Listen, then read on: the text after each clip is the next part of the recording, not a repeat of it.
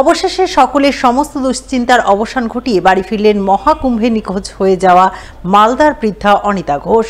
শুক্রবার রাতে তিনি হঠাৎ করে একাই বাড়ি ফিরে আসায় খুশিতে উৎফুল্ল হয়ে উঠলেন পরিবারবর্গ। উল্লেখ্য, মালদা শহরের বুড়াবুড়িতলা সংলগ্ন উত্তর কৃষ্ণপল্লী এলাকার ষাটোর্ধ্ব বৃদ্ধা অনিতা ঘোষ গত সোমবার উত্তরপ্রদেশের প্রয়াগরাজের মহাকুম্ভে যান অমৃত স্নান করতে। তিনি তার আত্মীয় পরিজন ও সঙ্গী সাথীদের সঙ্গে মহাকুম্ভে গিয়েছিলেন, কিন্তু গত মঙ্গলবার গভীর রাতে পুণ্য স্নান করতে যাওয়ার মুহূর্তে নদীঘাটে হঠাৎ করেই হুড়োহুড়ি ঠেলাঠেলি শুরু হওয়ায় তিনি তার সঙ্গী সাথীদের থেকে আলাদা হয়ে পড়েন। অনেক খোঁজাখুঁজি করেও তার কোনো হদিশ পাননি তারা। এই খবর পেয়ে বৃদ্ধা অনিতা ঘোষের পরিবারবর্গ চরম দুশ্চিন্তায় পড়েন। তারা রীতিমতো উদ্বিগ্ন হয়ে ওঠেন। লোকজন পাঠিয়ে মহাকুম্ভের হাসপাতাল, মঠ সহ বিভিন্ন জায়গায় খোঁজাখুঁজি করেন, কিন্তু কোনো সন্ধান মেলেনি তার।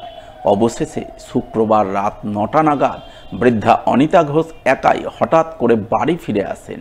আর তিনি বাড়ি ফিরে আসতেই পরিবারবর্গের সমস্ত দুশ্চিন্তার অবসান ঘটে। তারা খুশিতে উৎফুল্ল হয়ে ওঠেন।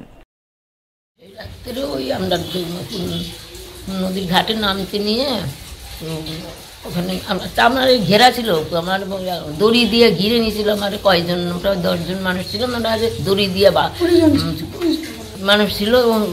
ওরা সবাই মিলে মানে দড়ি দিয়ে মানে আগিয়ে গেছি, তারপরে পিছিয়ে আসতে নিয়ে সব জায়গায় একবারে তলে পড়ে গেছি। তো আমাকে ওই আমার বেটি ছিল, ওই বেটিটা আমাকে টাইনে তুলতে নিচ্ছে, আমি কি উঠতে পারছি না। তো আমাকে উঠা নিয়ে ওই যে মাইমা ওঠেন, দাঁড়াতে পারতেছেন না। আমি না, আমি দাঁড়াতে পারতেছি না। আমাকে কেমন করে ও টাইনে দাঁড় করিয়েছে, দাঁড় করিয়ে হাত ধরেই আছে। দাঁড় করানোর পর আবার যখন জামে পড়ে গেছে, ওই ছুটে গেছে আমার থেকে। তারপরে কিভাবে যাত্রা করলেন, কিভাবে এলেন? এলাম হলো ওই মেয়েটার সাথে যে দেখা হয়েছিল, মেয়েটা বাঙালি ছিল। কোথায় দেখা হয়েছিল? ওই পুলিশ ইসের কুম্ভতেই। হ্যাঁ, ওখানে পুলিশের দেখা হইলো মেয়েটার সাথে। ওর সাথে এক রাত ওখানে কাটাইলাম। কাটানোর পর ওই কালকে আবার বললো যে চলো আমার সাথে, তুমি চলে যাবো, চলো। ওর সাথে আমি বললাম তুমি যাবে, তোমার সাথেই আমি চলে যাবো। আসলাম ওর সাথে, আসে ওই কুম্ভর হাইটে আসলাম, না হলে 20-25 মাইল দূরে কুম্ভ গাড়ি। হ্যাঁ, গাড়ি, ওই গাড়িতে উঠলাম। আসে 6টার সময় গাড়িতে উঠলাম। ওই গাড়ির থেকে আবার অন্য গাড়িতে আবার উঠলাম। ওই গাড়ি আসে অন্য টাঙিয়ে গেল, বললো যে এই গাড়ি হাওড়া যাবে না। তো অন্য গাড়িতে আবার উঠলাম। হ্যাঁ, আমি কীভাবে বাড়িতে যাব, আমি কি করব, আমি তো কিছুই চিনি না। আর এখানকার কথাবার্তা কিছু বুঝি না, বাঙালি খুঁজে পাচ্ছি না। তারপরে ওখানে থাকতে দিনভরে ওখানেই থাকলাম। থাকার পরে পুলিশ গাড়ির কাছে কাগজ খান দিলাম, ফোন টোন করতেছে। ওরা বলছে যে সুইচ অফ। তো হ্যাঁ, যেটা নাম্বার ছিল সেটা নাম্বারটা ফোনই হারিয়ে গেছে, 3টে ফোনই হারিয়ে গেছে। তখন ওই ওখানে ম্যাডাম ছিল, ওই ম্যাডামটা বলছে যে আমরা ঠিকানা দিচ্ছি, আপনি ট্রেনে উঠে বাড়ি চলে যান। তাহলে ওখানে আবার ওই বাঙালিটাকে পাইলো, ওই বাঙালিকে বললো যে এই ম্যাডাম বললো যে বুড়িমাকে তোমরা সাথে করে ট্রেনে উঠা দিবা, তোমরা সাথে করে নিয়ে যাও। ওদের বাড়ি হলো দক্ষিণেশ্বর। আমার শাশুড়ি ফিরে এসছে, আর এর থেকে আর বড় খুশি হয় না। আমরা খুব খুশি। আমরা পরশুদিন সন্ধ্যাতে জানতে পারি একটা মেয়ে দেখেছিলেন শাশুড়িকে। দেখে উনি তো সকালে, কালকে পরশুদিন সকালে দেখেছিলেন, বৃহস্পতিবার সকালে। তিনি তো সারাদিন ফোন খুলেননি, সন্ধ্যাবেলা ফোন খুলে ফেসবুকে যখন দেখেছেন শাশুড়ির ছবি, তখন ফোন নাম্বারে ফোন করে বলছেন কি আপনাদের এই মানুষকে আমরা দেখেছি, এই মহিলাকে। তখন তো তারপরে এখান থেকে আরও ফোন করা হলো মেয়েটাকে ফোন করার পরে মেয়েটা বলছে হ্যাঁ কনফার্ম আমরা দেখেছি। তারপরে বলছে দাদা হ্যাঁ শিওর আমরা দেখেছি।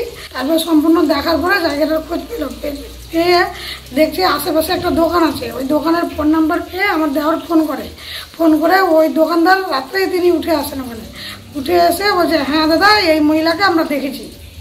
তারপরে একটা বাচ্চা ছিল নাকি, বাচ্চাটা বলছে শিওর এই মহিলাকে আমরা দেখেছি। তখন থেকে আমরা মানে একটু নিশ্চিন্ত হতে পেরেছি। কালকে 9টা নাগাদ বাড়িতে ফিরে ভালো লাগছে। হ্যাঁ, খুব ভালো। আমরা এখন আমার কালকে এসে আগে তো মানে সোমবার গেছিলেন, মঙ্গলবার নেমেছিলেন, নেমে গিয়ে ওখানে গিয়েছিলেন রাত্রে একটায় ব্যারিকেড ভেঙে যাওয়ার পর বাইরে চলে যায়, হারিয়ে যায়, মানে সবাই ছিন্ন বিচ্ছিন্ন হয়ে যায়।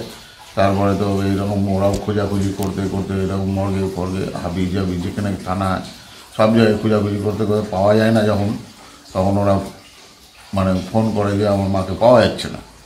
তারপর আমরা ওইখান থেকে ছবি টবি করে দিয়ে পাঠালাম, দিয়ে পাঠিয়ে থানায় গেল, থানাতে পুলিশের কাছে গেল, পুলিশ এদের সঙ্গে হেল্প করেছিল ওরা।